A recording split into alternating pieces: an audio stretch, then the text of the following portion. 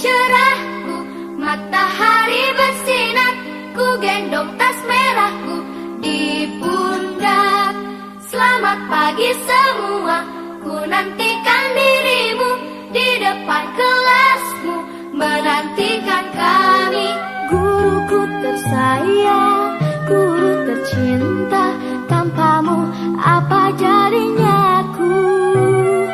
Tak bisa baca tulis, mengerti banyak hal.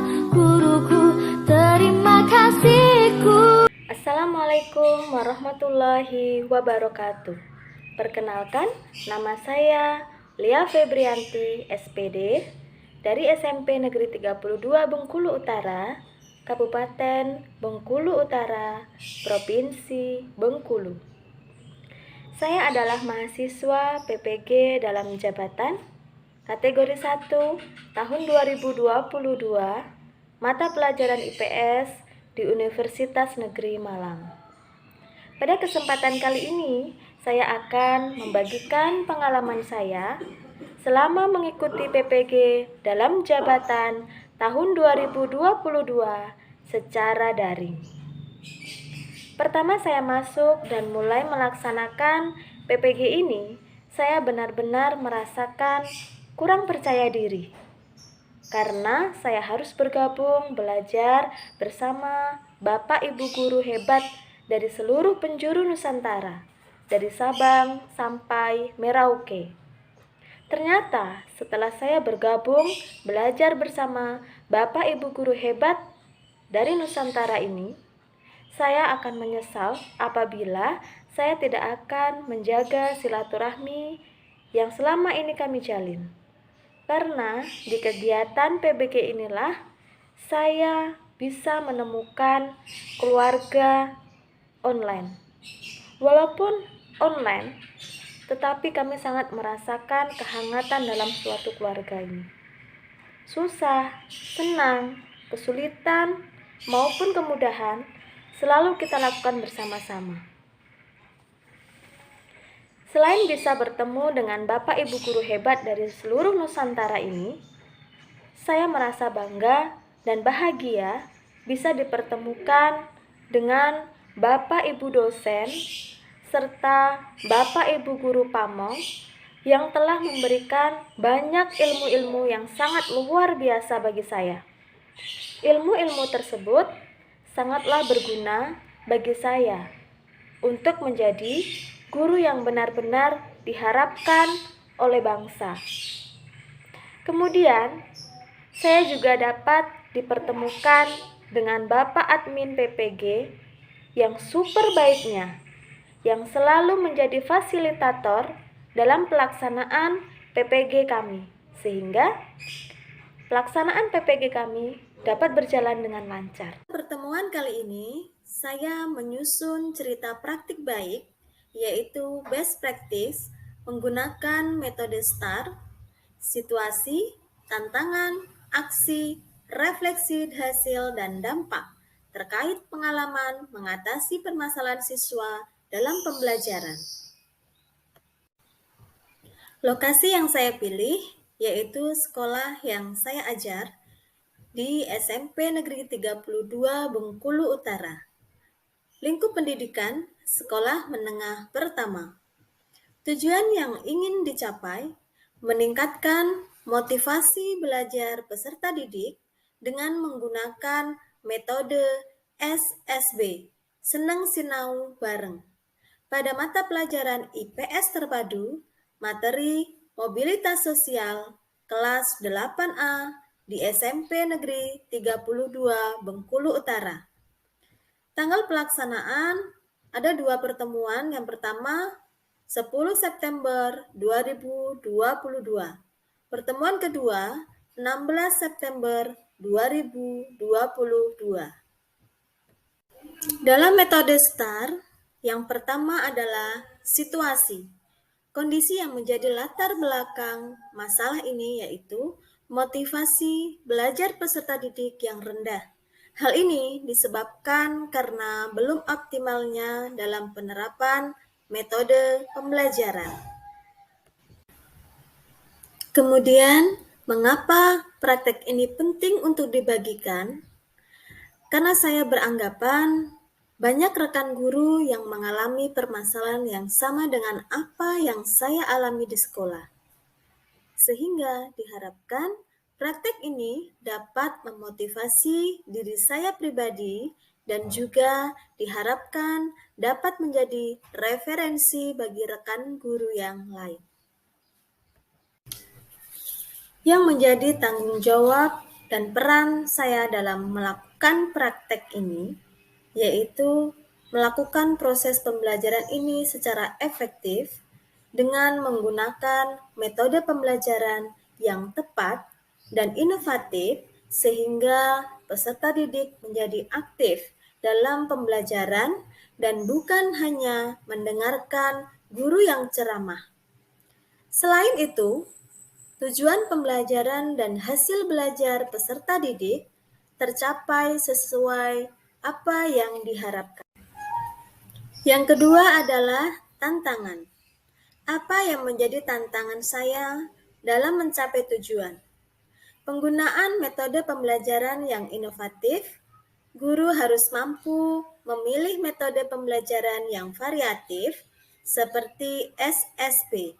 Senang sinau bareng, sehingga peserta didik merasa tertarik dan antusias dalam mengikuti kegiatan pembelajaran. Kemudian, siapa saja yang terlibat? Yang terlibat dalam kegiatan ini yang pertama adalah peserta didik. Peserta didik sebagai sentral dalam proses pembelajaran. Kemudian yang kedua adalah guru. Guru sebagai fasilitator dalam kegiatan pembelajaran.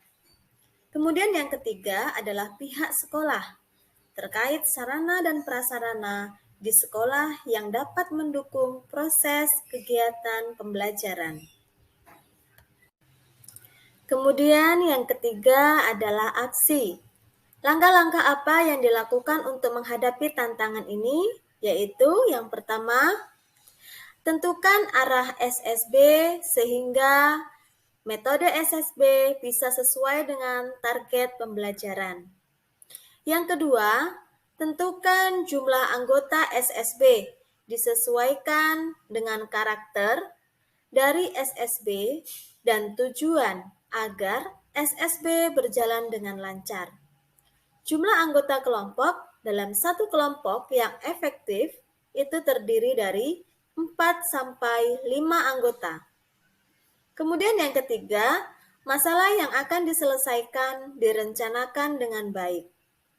Yang keempat, waktu pelaksanaan SSB harus ditentukan dengan baik. Dan yang kelima, hasil SSB dipresentasikan kemudian ditempel di dalam kelas. Strategi apa yang digunakan?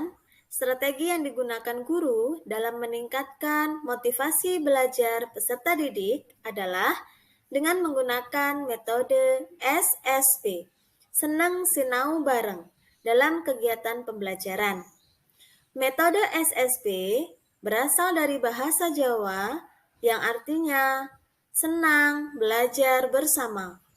Metode SSB adalah metode pembelajaran yang menghadapkan peserta didik pada suatu permasalahan. Tujuan utama metode ini adalah untuk memecahkan permasalahan, menjawab pertanyaan, dan memahami pengetahuan peserta didik, serta untuk membuat suatu keputusan. Oleh karena itu, metode SSB bukanlah debat yang mengadu argumentasi.